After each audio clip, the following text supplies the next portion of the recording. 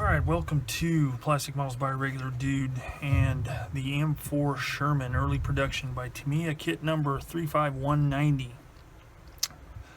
Beginning video number 1 starts the simple build. So I'm going to crack out some of these parts, starting with the front hull, start cleaning this stuff up and assembling some of it. Alright, the first thing to take note of here is choosing transmission cover, the 1-piece or the 3-piece. And I will be doing the 3-piece transmission cover.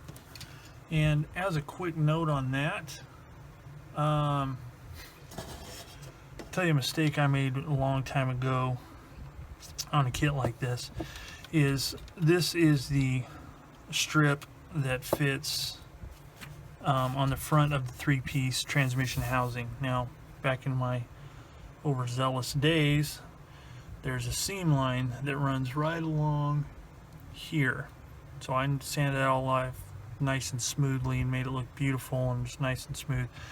And then only realized much later in life that actually there's supposed to be a seam line there because that's where the 3 pieces come together. This is actually 2 pieces that bolt together that holds all that together. So just a quick note, you know, I'm sure a lot of you guys would not make that same mistake. However, I did, and I'm just passing that on. So I'm gonna start working on this, working on the 3-piece as opposed to the 1-piece. Okay, good old M4 Sherman. So last I left off, let's see, I was on the starting the construction. As you can see, construction is pretty much finished. Got the tracks together, and the detail on the tracks is really good, and I'm going to use them. These seem a lot stiffer than some of the tracks I've used in the past, but you know, it is a kit from the 90s. But tracks are good, they're together, ready to go. All the bogie assemblies are done. Now, as you can see here on the return skids, there's a pretty gnarly seam, and I brushed up the front a little bit, but I'm not going to go to the hassle of detailing with bolts and, you know, smoothing those out because A, they're going to be covered by the tracks, and B, I am going to be using the fenders on the sides. So I'm not going to go to all that trouble. So what I'm going to have to do is I'm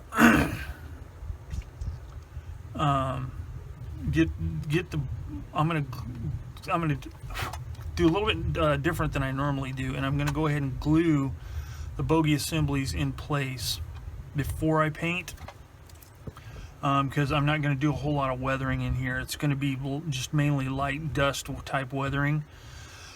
So I can do that with an airbrush, and I can get brushes in there for what I want to do. So I'm going to install these, get all the lower portion painted, and get the tracks painted and installed, and then install the fenders, because I am going to use the sand skirts all the way around on this particular kit, because I've never really done that on a Sherman. Well, I've never have done it on a Sherman. So I'm going to put them on, since it is supposed to represent an early M4. So I'm going to put the sand skirts on, and that way the lower part, except for like a final dusting, will be pretty much complete, and then I'll move on to the upper part.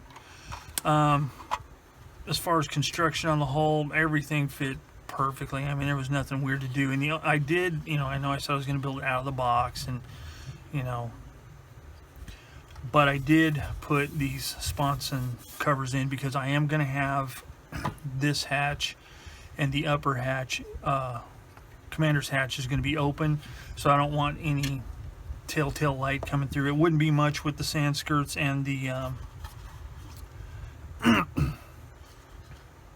and the tracks in place, but you know, it's very easy to do, and I figured I'd just do it, and I got plenty of plastic, and you know, it's good to stay sharp on that kind of thing.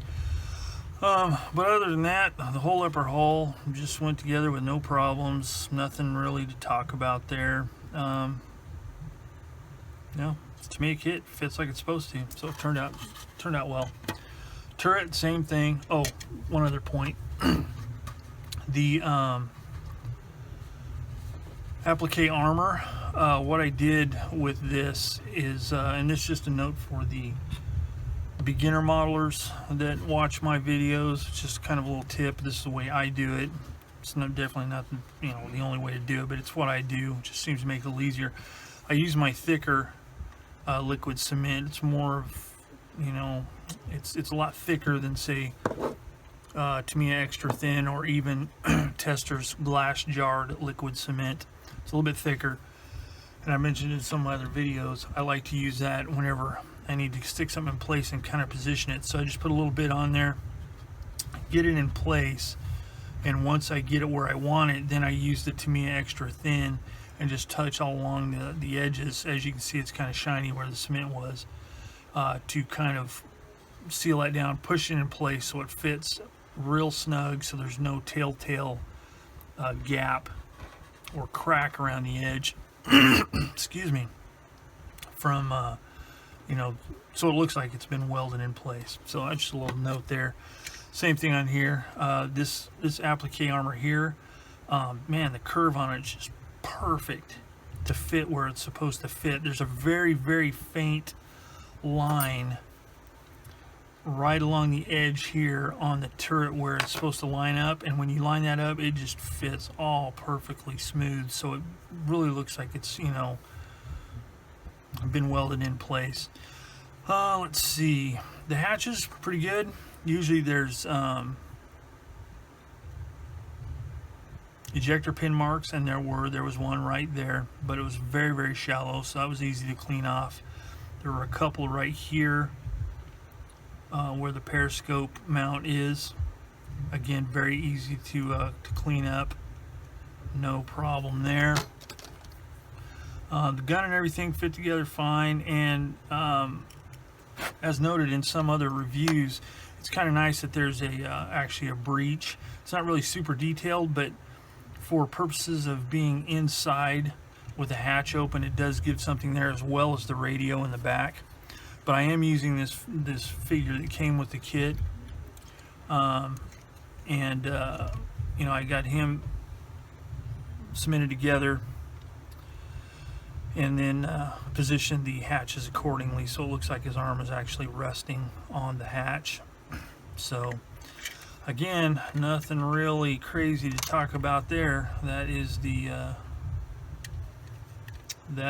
gun assembly. I used the stock barrel right out of the box. Got rid of the seam lines, got rid of the seam line that's around the tip here. I might work on that a little bit more, might need a little bit more work. But again, no crazy stuff there, fits together like it should. So basically, construction for the most part, with the exception of the side skirts, and then obviously the accessories is done. One more quick note: the front armor plates that go in front of the bulges in front of the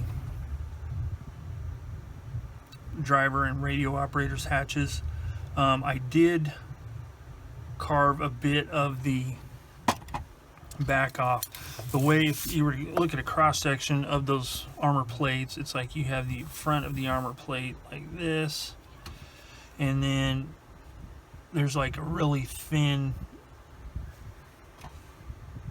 it's supposed to be like a weld mark here, and then for some reason it's kind of shaped like that, you know, top and bottom. So when you put it up against, it doesn't really fit super flush, this part here up against here. So in order to achieve, you know, getting it flush, I just use my hobby knife and just carve that off like that, smooth that out, so when it rests up against the front plate of the hull, or this bulge here, it sits flat enough that when you put the liquid cement, it just blends it right in, so there's no gap right there or on the bottom, so it actually looks like welds. Did the same thing on the bottom. So other than that, the assembly's done. So I'll get a coat of primer, or I'll get the bogies and everything glued on, and I should be ready for primer. So once I get that together, I'll come back and talk a little bit more about it. Okay, as you can see, I've got the base layer of paint on the kit. I used, in this case, I normally use black just as kind of a base, but I wanted to try something different, so this time I used the Stynylrez Res Gray for my primer. I have to say I kind of like it because it's a lot easier to see flaws, and it's easier to see that I'm making sure I'm getting a good coat of paint on the model as I paint it. So, you know, use the gray, like it. So all my parts are painted, got my figures primed, and those are ready to go. So the next part that I'm going to be doing is painting the, now I did this kind of backwards, so I don't know why I didn't think about it, but I should have painted my lighter color first, but I didn't. I'm going to be using, I think what I want to do, I think I mentioned it, for my color scheme, I want to use this 756 Tank Battalion, 5th Army, Italy. I want to go with this two-tone scheme, which is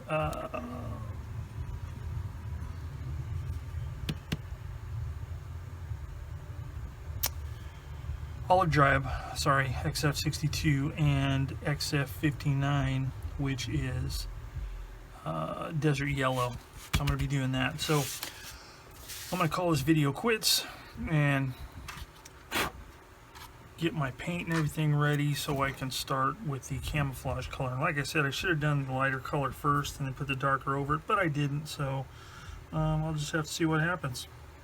But it should be fine. So anyway, that's it for this edition of Plastic Models by a Regular Dude and the M4